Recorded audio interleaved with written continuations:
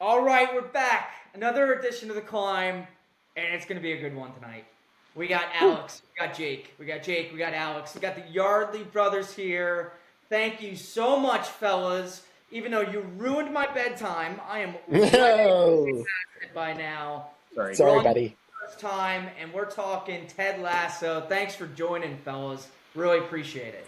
Uh, yeah, thanks for letting us do this. And great show. I would like to say I introduced it to Jake, and I think also you. I Fair feel ahead of enough. the curve. I feel ahead of the curve. Fair enough. But we were all equally moved, so I think we can all talk to it. So there's Mhm. that. I'm excited. Thanks for having me. Yeah, dude, thanks, Absolutely. man. So I had to bring on the boys. They did tell me about Ted Lasso. I've talked with them throughout the entire time that I've watched it. I just finished it a couple weeks, months ago, whatever it was. Great ending. They landed the plane right. I think we all agree it was a great ending, great show. But I think there's so many life lessons in here in Ted Lasso that are like so corny, but so true. Oh yeah. And who better to bring on the podcast than my Uh, best friends that are just Ah, fanatics of Ted Lasso? also corny. That's what I felt it thought the right away. setup was. Felt that backhanded compliment right away. Yeah. Well, so Right I mean, there. for us, I feel like when we got into it, Alex, like we were like it came out at a perfect time because like you just watched all of it, right, AJ? Like all three back to back to back. No, no, no, Or no. I was on top of it, and then the third season I wasn't. gotcha. Yeah, I feel like the timing of it was perfect because it was like there was pandemic stuff, and then it was just like a lot of craziness, and then this was just like a very like cool, easy breezy, like very simple like concept, very like I think heartwarming in like a very like just crazy time. So I think that was part of the reason I liked it too, was it just came at a good time. I think to that point, Jake, it was a healthy dose of optimism when Yeah. everyone in the world was very pessimistic. And pessimism and like outrage, I feel like really sells and is most popular. But optimism, when it succeeds, as you alluded to, I'm a cornball at heart, and when optimism succeeds in any type of show, I'm watching it. I'm into it. I love it. So, yeah, it was a Yeah, perfect show. for the Yeah. for the audience, it seems like Jake and Alex are reading off cue cards. My feedback is great, great show. Not The Office. We talked about that. It should have I gone know. longer. They couldn't make it longer for whatever reason. But I'd have to agree, fellas. And I kind of wanted to start us off here because I love this lesson. My boy Sammy. Sammy, what's the happiest animal in the world? And when he asked that question, I was like, a koala bear? Have you met my golden retriever Rover? He's got to be up there. And that's kind of what it reminded me of. His answer was a goldfish. Yeah. Because they got 10 seconds of a memory, and then they're just on to the next thing. And I think that is so relatable. Well, especially when I look at my dog Rover, I kind of look at him and I'm like, Jesus, we could leave him in the crate for 2 minutes or 2 hours, and he's still like he's gonna be perfectly fine when he comes out. Super excited to see us, and that's something I Yeah. like mentioned to Christina. I'm like, listen, like you gotta have a short term memory like Rover. He doesn't even know that we're gone. Like when he comes Yeah. back, he's gonna be just as happy. And I think there's something to be said about that, guys. Yeah, honestly, like when I've listened to some of the other climbs, I listen every week. Whenever I listen, I feel like it Climber, huh? reminds me, it reminds me of like it's the same idea of just being present, right? Yeah. Is like you're not too far in the past, you're not too far in the future. That goldfish mentality is just like it's another way of thinking about being present and just being occupied with what's going on in front of you. And yeah, Yeah. I think you're right. I think that like it bleeds into a lot of stuff. Yeah, Yeah. it's almost like the skill of like compartmentalizing your life of like you said presence, but compartmentalizing so that other parts of your life aren't bleeding into the other where they shouldn't be. Sometimes it's okay to, but when you can have a healthy separation of where you are and what you're thinking about, I think that's really positive. So that goldfish mentality is great for that. And I mean, dog talk. I feel like dogs are great at that. Having just gotten a dog, I relate heavily. We're What a going through dog potty dad training. you are, we're, we're huh? going we're going through potty training, so I definitely have to remember frequently that gosh, I love this dog more than she pees in the house. So yeah. That's great. So, guys, let me Nice. ask you this: when we're talking about like being like a goldfish and really kind of separating yourself from these stressors in life, what are you guys doing? What do you find? Whether it's grounding yourself by walking the dog in barefoot or thinking about aliens and how we're so small compared to everything else out there. I mean, what's making you feel that way? Yeah, I think I'm a creature of habit. I've realized, like the top of mind for me right now is I just got back from Thanksgiving trip, and like we were gone for quite a while, and I found myself being like out of my usual habits, and I was so occupied with being present with everyone, but I realized I like wasn't taking time to do just like my normal like morning and like evening kind of I want to say rituals, but they're not really like a ritual. It's just habits that I have.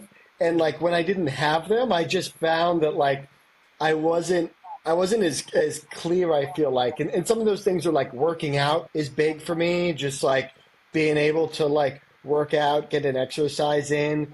Honestly, I've realized as I've gotten older, I need to just be alone for parts of the day, alone, not only just like away from people, but like alone with my thoughts as well, to just kind of like settle things. And usually for me, that's like I'm a huge proponent for long hot showers at night. I will like I do my best thinking in the shower, and it's usually like a hot shower at night, like before I go to bed, and I just kind of like let all the thoughts I had throughout the day, like just that were rattling around, they just kind of like come out generally. And then I like, again, I get back to being more present after that once I Yeah. kind of let those things go. You let all Yeah. those But thoughts wash away like a Hillary Duff song, right? Let the rain there something like you that. go. Love No, it. I hear you, Jake. I mean, I could be similarly. Routine is huge for me, and I do feel like a fish out of water. No pun intended. When I, It felt intended. It felt I, did- intended. I wrote it down. I was trying to get that one was I queued it up. Alex, I knew you were itching to say something to Jake's response. So go ahead, take the floor. Yeah, like the twins we are. A lot of similarities. A lot of stuff popped up there for me. Routine's huge. I think on the last climb that we did, I talked a lot about gratitude, and the routine of gratitude. To Jake's point, I like to just like morning walks with the dog, gratitude journal while I do that, before or after I do that, and just a quiet morning to myself Yeah. before the rest of the day and work requires me to be there and requires my mind to be there, to have myself just be with myself, and doing what I want, uh, allows me to be there for other people when it's something that they need from me, like work, or whether it's your partner, whoever that might be, for the listener. And I really like the physical connection to the mental. I feel like is huge. Walks, and I want to shout out. Jake knows we have a very unique thing that we started doing just this month. All props to our cousin Tyler. He started a plank group chat. So it's a Like we challenge. yeah, plank challenge to do a You want to plank get back, every huh? day. Yeah, and he has like all our family members doing it. So I'm watching like my dad, my aunts, my Well, uncles, to be cousins. Ali, not the plank core, the core Yes. workout, not the Oh viral yeah. sensation. Sorry. The core One thing workout. about is Sorry. Yeah. Randy's gonna like do the Kevin in the office where he's Yeah, like, yeah. I Yeah. can see AJ going to the viral sensation there for a second. Sorry, I had to jump in. Go Hey, ahead, Alex. Sorry. thank you for the oh, save there. I really appreciate that. I meant the core workout. Yeah, the core Tom's workout. fitness is great too, though. Yeah. Yeah, Oh, they're just doing the plank on top of the roof and everything.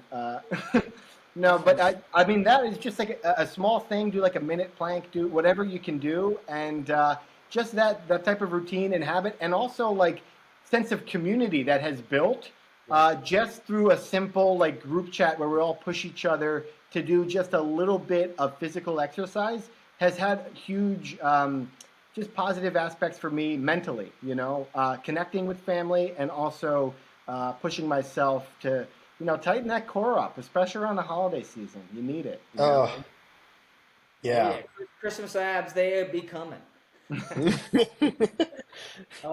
That's great. No, and I think Alex, you said it definitely on our past climb together, and Christian just said it last week. He said it before, but this concept of like conquering the morning, right?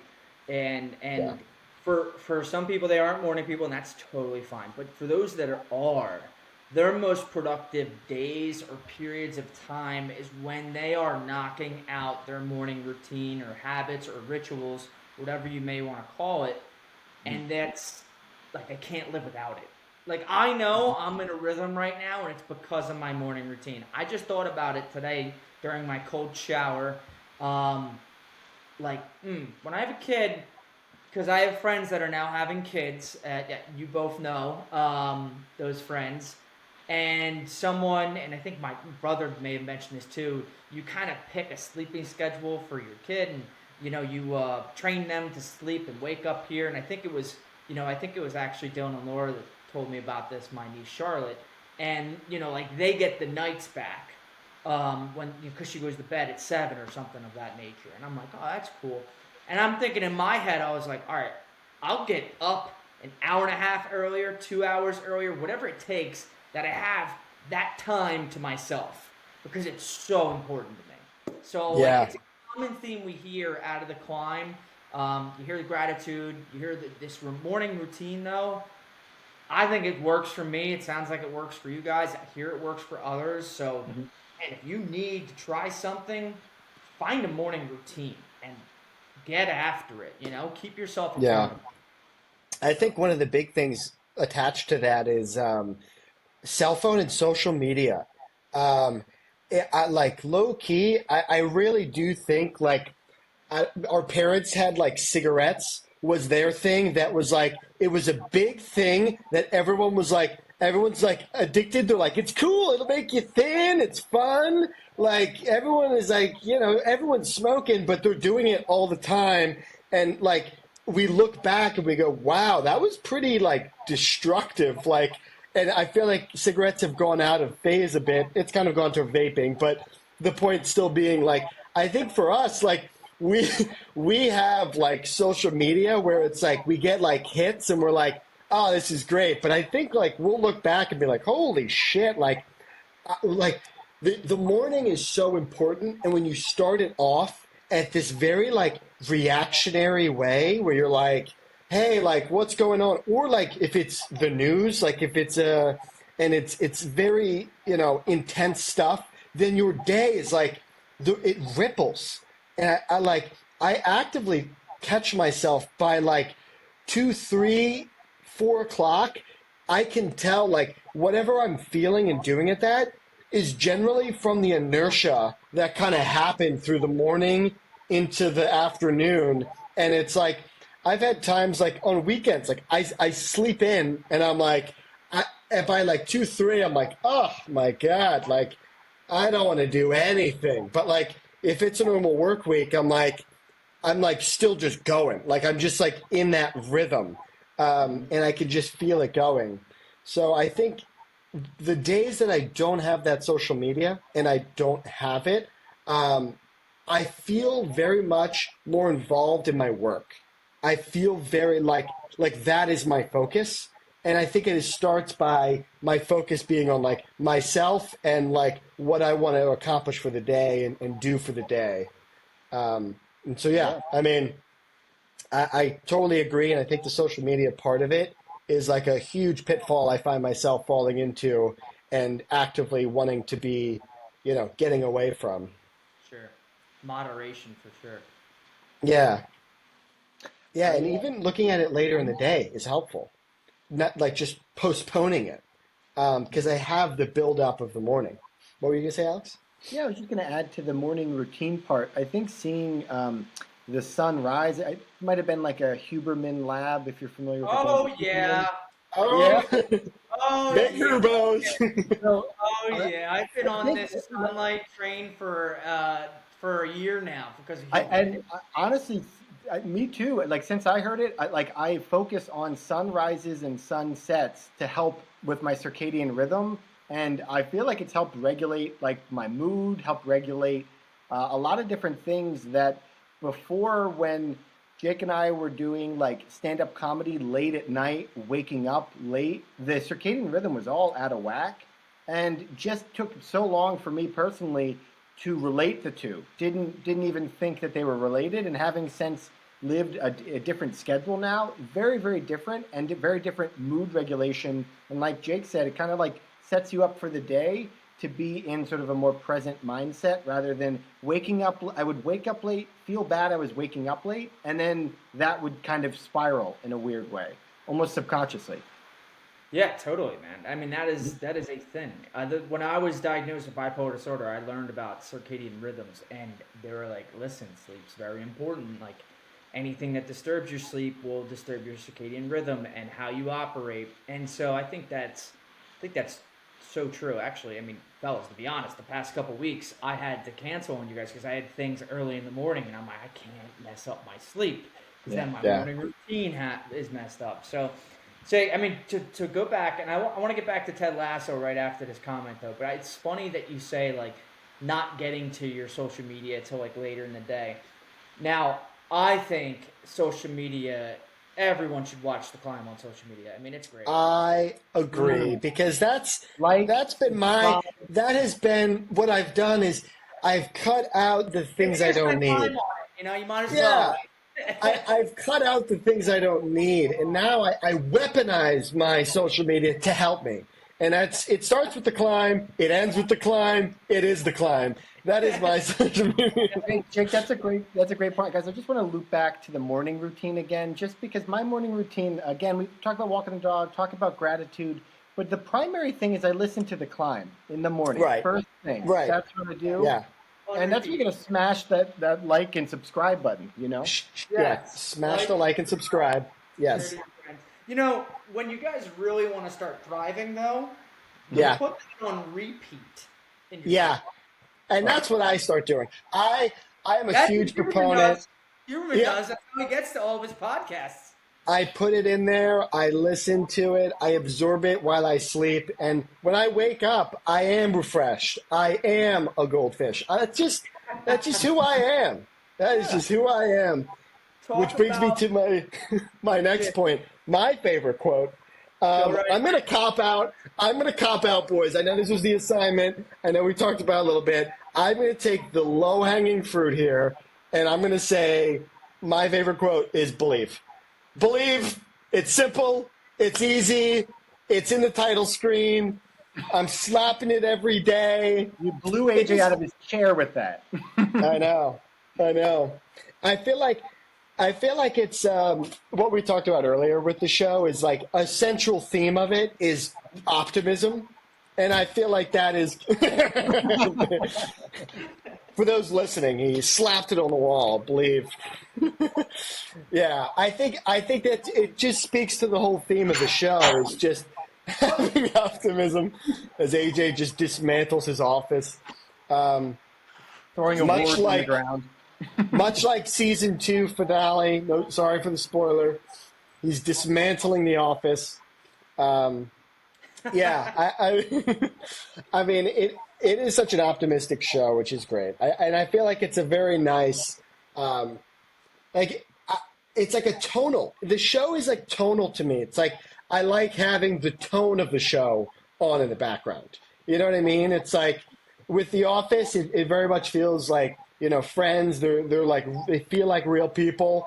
For Ted Lasso, it feels like the vibe that I want to have around. So I put it on, and I think Couldn't agree like more. Believe is very much the tone. Couldn't agree more. I mean, the way that they use emotions and they really like get through some hard shit. Like Ted Lasso has a panic attack outside of the nightclub. If you guys remember that Hmm. episode, um, he's really just struggling with his. Can we do spoilers? You kind of said spoilers. I don't want to give away. I mean, I assume people have watched it, right? The way, Disclaimer. The yeah, show. disclaimer. Spoilers coming. Spoiler alert. Yeah. Yeah.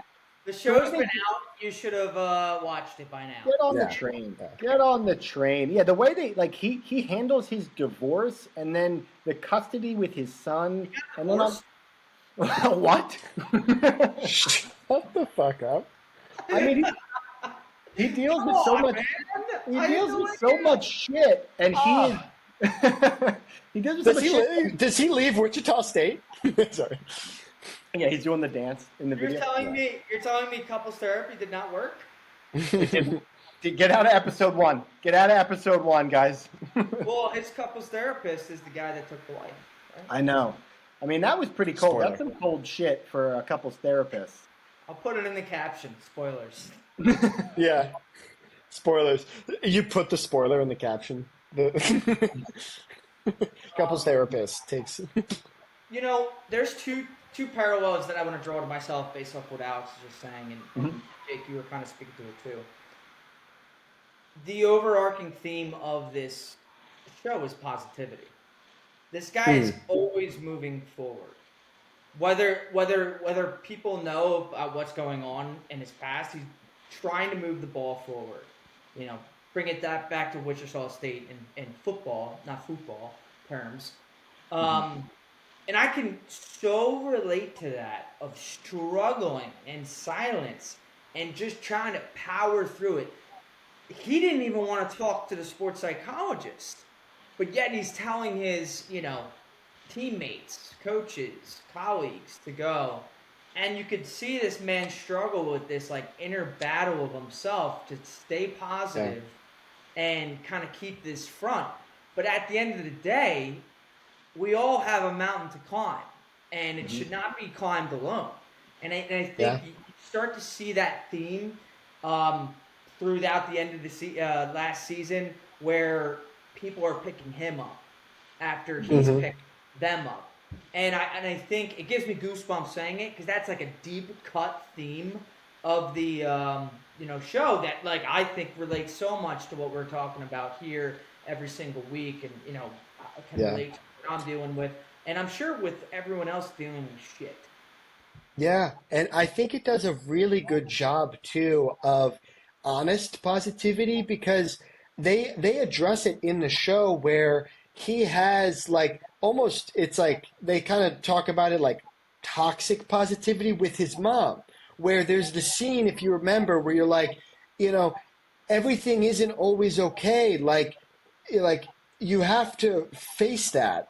And his mom and him are both the same person doing that, where they're both, always super positive, and they're not addressing the things underneath. And like, to me, that hit home, because I know we've talked about like, being a positive person. I feel like I've always had, and I have definitely struggled with being like a healthy amount of critical of myself and of things around me, and having healthy confrontation and what that looks like. And so I think the show is very much, it's a positive thing that still looks at, the deeper root of what he is avoiding with the positivity at times, and lets him come back, address it, and still, in spite of that, having the positivity and choosing to have it, which I think The Climb also is a big proponent of, is, you have your stuff, you face it, you look at it, and you choose to be positive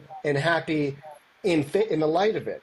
And I think that's a really good, I will say, the earlier in the show, I didn't feel like they were addressing it. It doesn't come until later in the show where they kind of hit it, and they're like, okay, good. He's not, blindly unaware that he's avoiding, his wife and the troubles. He is addressing it head on. And like the way AJ, you had mentioned that other people began to pick him up with that positivity, like you said, Jake, that honest positivity.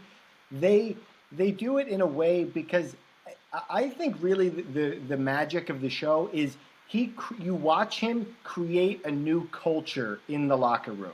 He creates a new culture which is embedded with, yes, the honest positivity, but also like a togetherness that a team needs, but really everybody kind of needs. It's obvious in sports and obvious with a team that needs to come together on the field.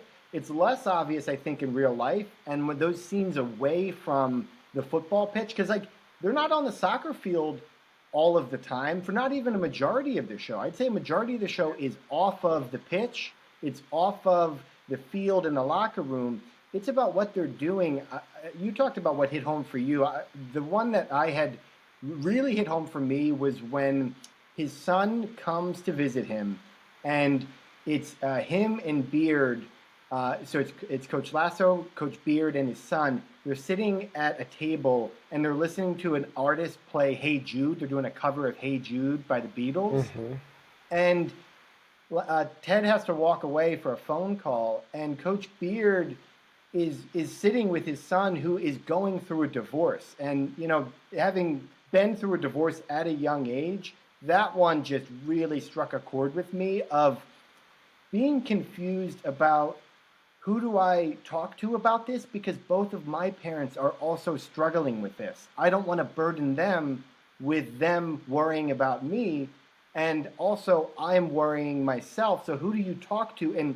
And you talked about like people picked up Ted. Beard in that moment picks up almost the parenting and tells his son about how "Hey Jude" is about getting through a divorce. It's about how Paul McCartney wrote this song to help Jude get through a divorce and get through a tough time, really.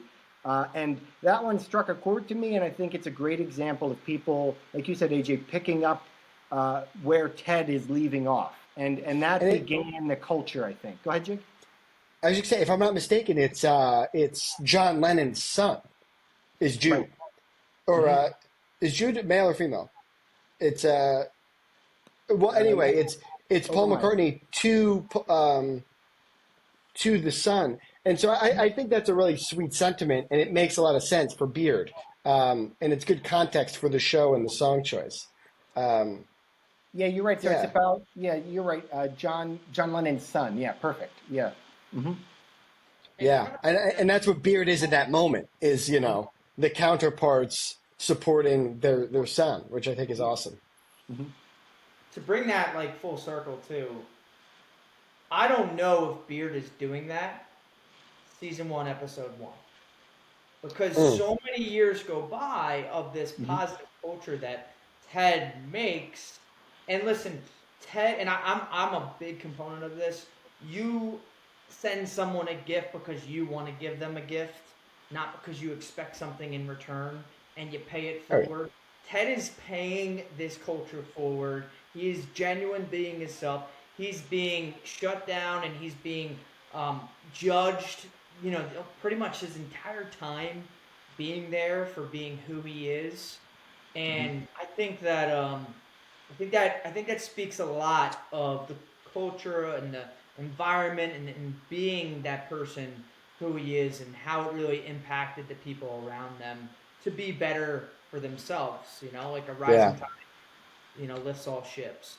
I feel like Jamie is a really good example of how the culture changed, because Jamie, I feel like, is one of the best character arcs from just like the young, hothead, awesome, like, pretty shallow football player, yeah, who then by the end is doing the pass, and he's passing it for the team, and I think he is like a perfect example too, along with Beard. I mean, the whole team, obviously, but I like Jamie's character arc. I think it's the most dramatic. I think it's the biggest, from like very dramatic in a selfish way to very dramatic in a selfless way. Yeah, they did that really well. Yeah. I want to shift right here to something Alex wanted to talk about, and I think it's a good kind of segment for us to talk about and on, because it's obvious that this is a positive, uplifting show. But there's a scene where he's playing darts against the what is it, Hmm. Rupert, who was the Rebecca, who's the owner, former husband, just Hmm. a thorn in the just a thorn. To quote wrestling, a thorn character. Yeah. Um, and Alex, I want you to take that away, but I think Yeah. try to cue it up for you here. It's a Yeah, positive. definitely. I mean, that scene is it's Ted being very, very aware of just the spot that Rupert has put, his ex-wife into, because like Rebecca at that time, she has the club that he has loved out of spite, but she's kind of falling in love with doing it, and she's beginning to realize that Ted's a good person, and she's doing that because she learned about him, and Rupert hasn't done that at all. He just judged him, and the quote that I love that we're I think really sticks with me and really like resonates with me just as a person is it's be curious, not judgmental, he tells him.